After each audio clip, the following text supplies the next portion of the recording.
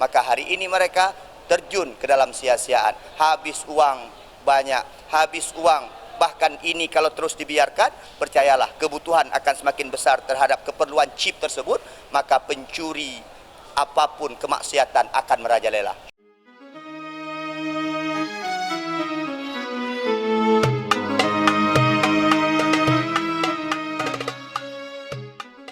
Tengku Junaidi ini kan selama ini di Aceh lagi maraknya game domino chip yang saat ini sudah diharamkan oleh MPU Aceh. Ini gimana nih pendapat Tengku? Itu yang pertama sekali kita harus akui bahwa pondasi kita hari ini sudah mulai tidak kokoh. Pondasi kita hari ini sudah mulai agak goyang. Ketika tidak ada pondasi, maka apapun yang akan kita bentuk di depannya itu tak akan berlanjut terus, dia akan roboh. Apa maksudnya? Ketika anak-anak kita tak lagi dominan dengan ilmu agama, tak lagi kuat secara keimanan, akhirnya banyak perbuatan-perbuatan yang lagha, perbuatan-perbuatan yang tidak bermanfaat kemudian menjadi asupan mereka.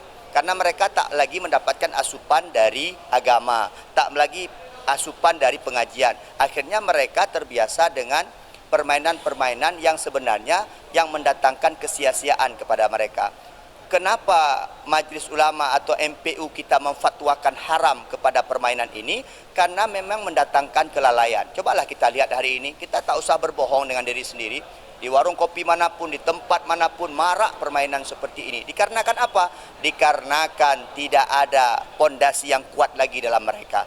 Maka hari ini mereka terjun ke dalam sia-siaan. Habis uang banyak, habis uang. Bahkan ini kalau terus dibiarkan, percayalah kebutuhan akan semakin besar terhadap keperluan chip tersebut, maka pencuri apapun kemaksiatan akan merajalela. InsyaAllah seperti itu. Maka kita bersama-sama ini, ada gerakan pemuda subuh, ada SMS, ada Pak Faisal mewakili daripada kepolisian, ada Pak Azhari dari Finkarosea. InsyaAllah kita bersama-sama kalau mau, ayo kita berantas ini semua. Ustadz dari segi dakwah lisannya lain mungkin dengan cara-cara mereka sendiri untuk menyelamatkan generasi khususnya di Aceh ini. Terima kasih.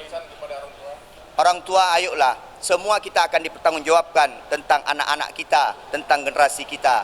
Kita ini semuanya akan diminta pertanggungjawaban oleh Allah. Kullukum ra'in wa kullukum mas'ul an ra'iyatihi. Anak kita itu pertanggungjawabannya kepada kita orang tua. Paling kurang kita tahu apa yang dilakukan orang anak kita, dan ada pelajaran-pelajaran yang kita berikan dari rumah supaya mereka menjauhi tempat-tempat tersebut, insyaAllah.